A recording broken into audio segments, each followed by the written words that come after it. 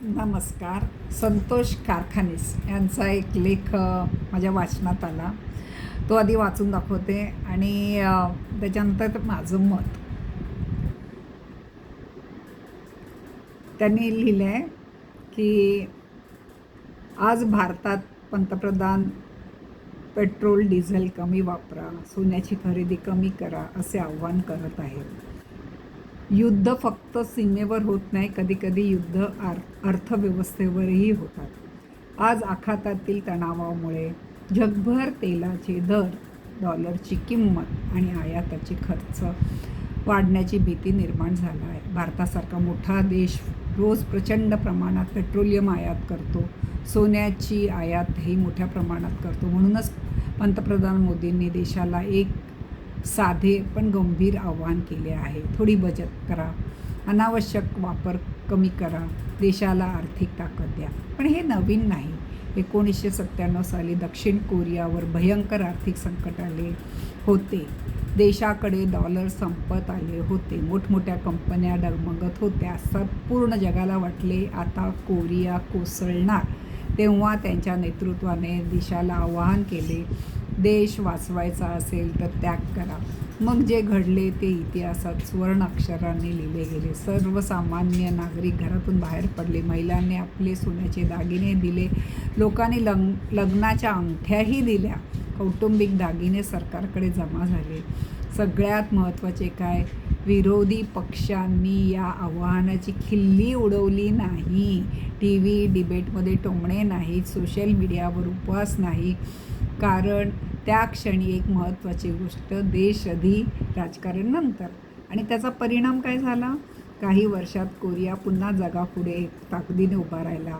आज Samsung, Hyundai, LG सारख्या कंपन्या जगभर चमकत आहे. प्रश्न पेट्रोलचा नाही, प्रश्न शिस्तीचा आहे, सोन्याचा आहे, राष्ट्रीय विश्वासाचा आहे. जेव्हा संकट येते तेव्हा राष्ट्राची खरी ताकद सैन्यानेच नाही तर सामान्य नागरिकाच्या वर्तनानेही मोजली जाते. आपण दिवाळीत एखादा दागिना कमी घेतला, अनावश्यक प्रवास टाळला, कारपूल केले, इंधन वाचवले तर कदाचित आपल्या परिणाम देशाच्या अर्थव्यवस्थेवर होऊ शकतो. कारण मोठे बदल नेहमी सरकार करत नाही, ते सामान्य लोकांच्या छोट्या निर्णयातूनच होतात. कोरियाने जे जगाला करून दाखवले, आता प्रश्न भारतासमोर आहे. आणि अशी सामूहिक शिस्त आणि राष्ट्रीय विश्वास आपण पण दाखवणार का, असा प्रश्न संतोष कारखानीस यांनी केलेला आहे. आणि ह्यावर मला हे वाचल्यावर माझं मत असं आहे की असं आव्हान आपल्या देशासाठी काय फक्त पहिल्यांदा मोदींनी केलेलं नाही. आणि आता तर जागतिक पातळीवर सगळीकडे इराण सगळीकडे युद्ध आपल्याला दिसतं आहे. युक्रेन वगैरेचं पण आपल्याला दिसतं आहे. सगळीकडे युद्ध चालू आहे. तर ह्या एवढ्या वर्षाच्या ह्याच्यामध्ये जर त्यांनी आपल्याला आव्हान केलं तर थोडंसं आपण त्याचं विचार केला पाहिजे की काय पंतप्रधान आपल्याला आव्हान करतात, तर काहीतरी त्याच्या मागचं सगळ्या गोष्टी काय आपल्याला अगदी मोजून मापून सांगणं त्यांना शक्य नसतं. ते पंतप्रधान आहेत. आपल्या घरातसुद्धा आपले पालक आपल्याला कधीकधी मोठं काही घरातलं संकट असेल तर आपल्याला आपलं पॉकेट मनी वगैरे बंद करायची कारणं सांगायची नाहीत. मोठं आजारपण आलं घरामध्ये किंवा कुटुंबाला काही महत्त्वाची गरज असेल त्यावेळेला आपल्याला सांगितलं जायचं की ह्या वेळेला तुला ड्रेस नाही मिळणार किंवा काही व्हॉटेवर. तर हा आपल्याला आणि आवाहन आहे, कुठेही कंपल्शन नाही आहे. पण हे कंपल्शन आपण आतून द्यायचं आहे.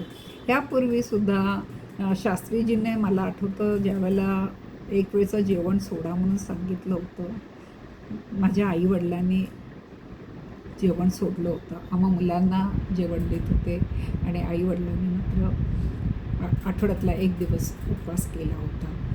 तर हे असं नेताजी सुभाषचंद्र बोस स्वातंत्र्याच्या आधी बायकांनी सोनं नाणं काढून दिलेलं आहे त्यांना.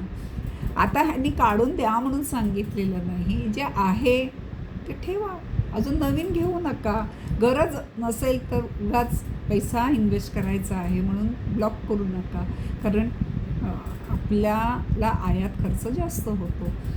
तसंच एकत्र कार पुलिंग करून जा, म्हणजे एका गाडीमधून एकच माणूस एका बाजूला 4 गाड्या जात आहेत आणि प्रत्येक गाडीमध्ये एक आहे. त्यापेक्षा 4 जण एका गाडीत बसलो आणि त्या दिशेने गेले तर 3 गाड्यांचं पेट्रोल वाचू शकतं. बघा, मला तरी ह्या संतोष कारखानीस यांनी जे लिहिलं ते मला खूप पटलं, म्हणून मी त्यांचा लेख वाचून दाखवला. आपणही आपल्या देशाचे काहीतरी कर्तव्य आपल्याला करायला पाहिजे. प्रत्येक वेळेला सैनिकांनीच केलं पाहिजे, ह्यांनीच केलं पाहिजे असं नाही.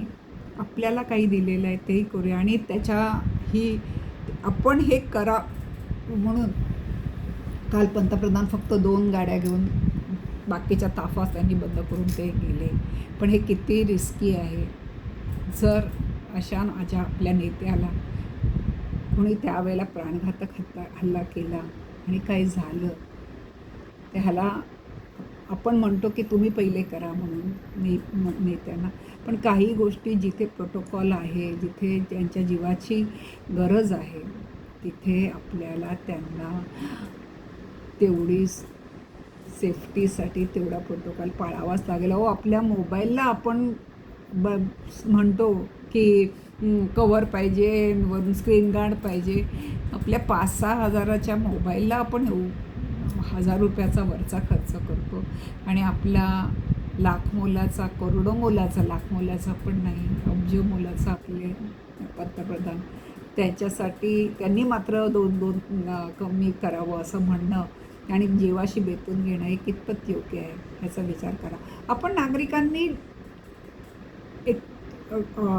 एक्स्ट्रा खर्च करायचा नाही आहे, उगाच जाऊन खरेदी करायची नाही आहे पैसा तो दुसरीकडे गुंतवा. त्यांनी कुठे सांगितलं आहे गुंतवू नका म्हणून, दुसरीकडे गुंतवा. तुम्हाला माझे हे विचार पटले तर नक्की ऐका, पसंती कळवा.